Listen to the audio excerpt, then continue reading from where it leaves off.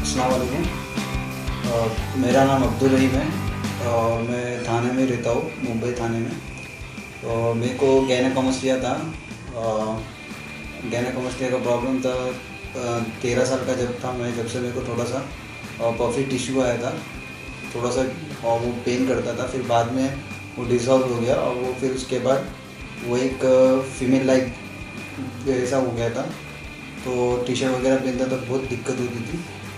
फिर इसके बाद अभी मैं डिसाइड किया कि गायनेकोमास्टिया सर्जरी के लिए। तो मैंने यूट्यूब पे वीडियो देखा और वीडियो देख के फिर मैं डॉक्टर प्रशांत से कांटेक्ट किया। और फिर इधर आने के बाद मुझे मतलब 6-7 से पहले 6-7 क्लिनिक में और ये किया था मैं, लेकिन उन लोग का जो कॉस्ट था और उनकी जो टेक्निक थी वो पुरानी टेक्निक थी, और जो डॉक्टर प्रशांत यूज़ कर रहे वो लेज़र हाई डेफिनेशन है, वो एडवांस टेक्निक है।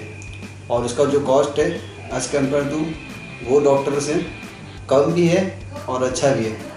तो फिर मैं इधर आने के बाद डॉक्टर प्रशांत से ये किया और भी पेशेंट के मेरे को रिव्यू मिले तो बहुत अच्छा था। तो फिर मैं उसके बाद डिसाइड किया और एकदम अफोर्डेबल कॉस्ट है, कोई ज़्यादा पैसा नहीं इसमें। तो मैंने 6-7 सर्जन से कंसल्ट किया था, उन लोग ने मुझे कुछ अराउंड 1 लाख रुपीज़ के ऊपर बताया था। लेकिन जब मैं इधर पे आया तो मुझे एकदम मिनिमम रेट में अच्छे से अच्छा ट्रीटमेंट मिला मुझे। और जितना भी ऑल स्टाफ जितने भी है मेंबर सब कोऑपरेटिव है, इतना अच्छे से ट्रीटमेंट हुआ मेरा। और ऐसा लगा कि मैं अपने घर में हूँ, क्लिनिक में नहीं हूँ, मैं अपने घर में। और कोई पेन नहीं होता है, जनरल एनेस्थीसिया देते हैं और फिर उसके बाद जब उठते हैं तो थोड़ा सा लिटिल बिट ऐसा लगेगा कि थोड़ा बहुत पेन हुआ है, सर्जरी हुई ऐसा लगेगा बस। बाकी एकदम बेरेबल पेन रहता है, थोड़ा बहुत होता है वो बेरेबल रहता है, उससे ज़्यादा पेन तो नहीं होता है। और दूसरे दिन तो तुम नॉर्मल हो जाओगे। और पहले दिन शाम में मुझे खाना वगैरह जो भी था वो स्टाफ ने ला के दिए, मैं खाया वगैरह। फिर उसके बाद में दूसरे दिन मेरे को एकदम नॉर्मल लगा, मैं चलना फिरना सब चालू कर दिया। तो सर आपको मतलब ये कब से लग रहा था आपको कि ये प्रॉब्लम है? मुझे जब मैं 14-15 साल का हुआ था ना, 13 साल में मेरे को वैसा टिश्यू आया था थोड़ा सा।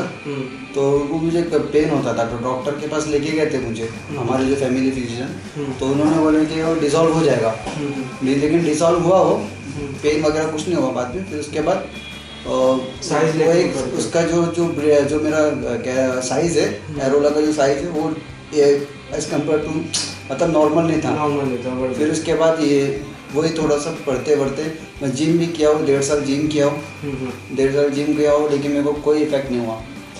कि जिम का वगैरह सब कुछ जिम वगैरह से नहीं जाएगा। और कोई डॉक्टर बोलता है भी है कि गायनेकोमास्टिया का ट्रीटमेंट है मेरे पास नॉन सर्जरी का, तो उसके ऊपर ट्रस्ट मत करो, क्योंकि नॉन सर्जरी का कोई ट्रीटमेंट अवेलेबल नहीं है।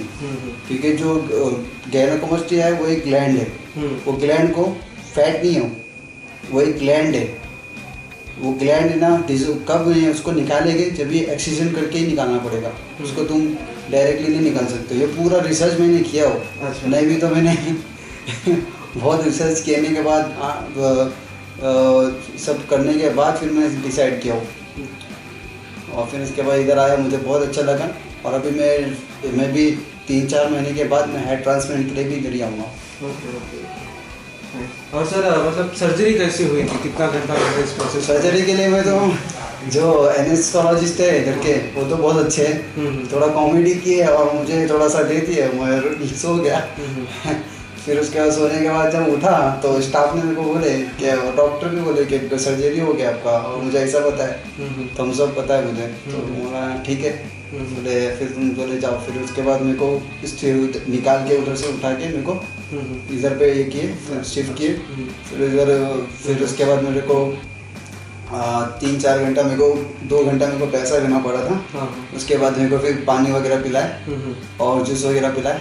थोड़ा सा जनरल एनेस्थीसिया रहता है तो थोड़ा सा प्रिकॉशन लेना पड़ता है उसके लिए। थोड़ा 2-3 घंटे के बाद इसको खाना तो फिर जूस वगैरह में पिया। फिर उसके बाद शाम में मेरे को यहाँ पे अंकल है और एक स्टाफ का कोई लड़का है, उसने मुझे खाना वगैरह ला के दिया, लाइट खाना। मैंने रात में खाया और एक दिन स्टे भी किया इधर ही।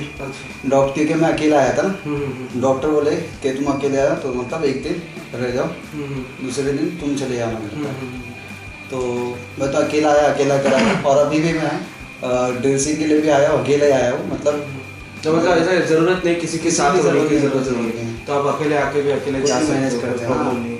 और सर ये अभी कैसा लग रहा है आपको, मतलब डिफरेंस कितना महसूस होता है? नहीं 99% में फर्क पड़ गया? फर्क पड़ गया। Okay okay. और ये दिखाई देता है क्या उसके बाद, मतलब सर्जरी होने के बाद? कोई पेशेंट नहीं, कुछ भी नहीं लोग दिखाई हमको देता। पूछते हैं कि कट हो जाता होगा तो फिर वो दिखता होगा? वो जो कट किए करते हैं वो एरोला के नीचे करते हैं, ठीक है, और ज़्यादा भी कट नहीं होता है, थोड़ा सा कट करते हैं, उसके बाद वो ग्लैंड निकाल लेते हैं, वो मेन वही है। उसकी वजह से डिस्कम्फर्टनेस लगता है अपने को, और उसकी वजह से अपनी जो ब्रेस्ट के जो साइज है अब नॉर्मल लगती है। वही ग्लैंड निकाल लिए तो टेंशन नहीं है, और वो ग्लैंड उससे डिजॉल्व नहीं होने वाला है। अच्छा, उसको मतलब वो कोई डॉक्टर बोलता है कि कैनोलॉग इंजेक्शन दे दूंगा तो ये डिजॉल्व हो जाएगा, तो नहीं होगा वो। अच्छा, ठीक है, कैनोलॉग इंजेक्शन मैंने भी ले लिया, 3 सेशन लिया था मैंने। अच्छा, कैनोलॉग इंजेक्शन के, और मैंने 10,000 रुपीज़ कुछ दिया था उनको। 25,000 बोले थे 6 सेशन का, तो मैंने 10,000 रुपीज़ दिया था, 3 सेशन लिया था, लेकिन कोई फ़र्क नहीं पड़ा। और मैंने जिम भी बहुत किया हूँ, कुछ नहीं होने वाला है। अभी जिम करूँगा तो मुझे सेटिस्फाई होगा, ठीक है, जो भी रहेगी चेस्ट बिल्डअप होगी। और जो उस टाइम पे मैं रहता था जिम में, थोड़ा सा डिस्कम्फर्टनेस लगता था, क्या ऐसा हाँ, कि मतलब कुछ तो अपने में अब नॉर्मल है। और भी मेंबर है जिम में, और भी लोग थे, उनको भी डिस्कम्फर्टनेस लगता था। वो लोग कार्डियो करते थे, बहुत वर्कआउट करते थे, कितना भी तुम पुशअप मारो, कुछ भी करो, नहीं जाने वाला है। एक गैनाकोमास्टिया है, इसको सर्जरी करना है, और सर्जरी करना है, लेकिन कौन से डॉक्टर से करना है वो इम्पोर्टेंट है, दैट इज़ इम्पोर्टेंट। मैं सिविल इंजीनियर हूँ, बी किया हूँ, और तो मैंने तो थोड़ा रिसर्च किया, अच्छे से सब कुछ किया। फिर उसके बाद क्योंकि जो इधर पे जो टेक्निक है वेजर हाई डेफिनेशन है। अब मैंने यहाँ पे एक मरतबा आया, 3 चक्कर लगाया वो सर्जरी से पहले। एक बार आया कंसल्टेशन के लिए, एक बार आया वो कॉस्टिंग के लिए, फिर क्या है क्या नहीं, फिर तीसरे दिन मेरे को ऐसा लगा कि एक सर्जरी तो देखूँ मैं। तो डॉक्टर प्रशांत जब भी सर्जरी परफॉर्म कर रहे थे तो मैं कांच में से देखा, तो मुझे वेजर हाई डेफिनेशन मशीन मुझे पता है कि कौन सी है। मैंने वो देखा, हाँ कि भाई ये मशीन है इनके पास टेक्निक, क्योंकि जो भी टेक्निक है एडवांस टेक्निक यूज़ करो। क्यों तुम लेज़र के ऊपर जा रहे हो, लेज़र मत जाओ। फिर पावर असिस्टेंट लाइपोसक्शन है पहला, फिर उसके बाद लेज़र है, लेज़र से क्योंकि लेज़र लाइट से होता है, और फिर उसके बाद वेजर टेक्निक है।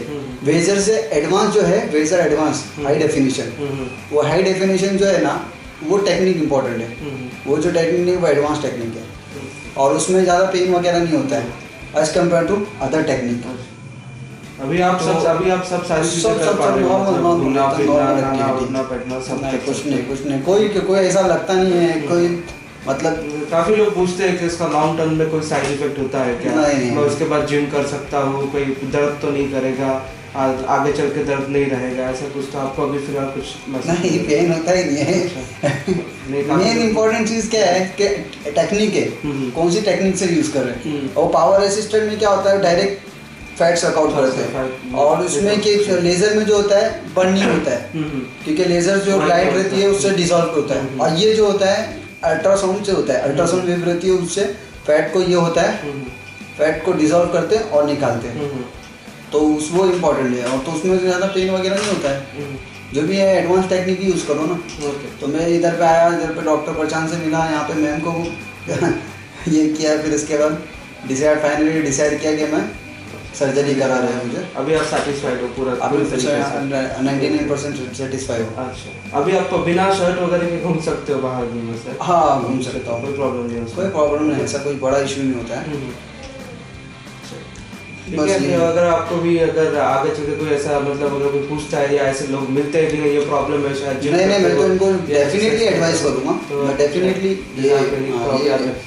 एडवाइस करूँगा। एक्चुअल में मैं जिम भी जाता हूँ, वहाँ पे मेरा पार्टनरशिप में भी है थोड़ा, तो उधर पे मेरा जिम में और मेरा दुकान है, तो उधर पे मैं जितने भी आसपास है तो ये करूँगा मैं इनको प्रमोट, क्योंकि वो कैसा है, ये जो कंडीशन है गैनाकोमास्टिया जो है ना, गैनाकोमास्टिया है ना, वो कैसा है कि ये इंसान ना छुपाता है, डर लगता है उसको, शर्म आती है, माँ बाप से नहीं बोलूँगा, किस तरह से ये मेरे को एकदम ऐसा, मतलब मैं कुछ अंदर से ही ये होता था, मुझे कुछ बता नहीं सकता किसको, किसी से कुछ बोल नहीं सकता हूँ। एक्चुअल में ये कोई ये नहीं है बहुत बड़ी बीमारी जिसको गैनाकोमास्टिया है उसका मतलब वो नहीं कि वो गे है। हाँ वो कुछ लोग बोलते हैं कि गे है, ये है, वो है, वैसा कुछ नहीं है। या हार्मोनल इम्बैलेंस है, होता है, किस किसको होता है। और अभी तो नॉर्मल एक्टिविटी जितना भी अभी जो फास्ट फूड का ज़माना है, तो अभी इसमें तो 30% लोग को तो है ही,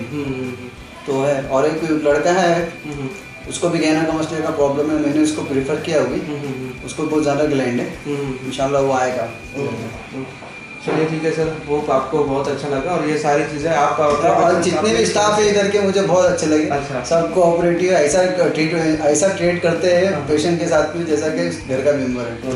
ठीक है, हम लोग अपने स्टाफ को भी आपके तरफ का आपका रिव्यू दे देंगे।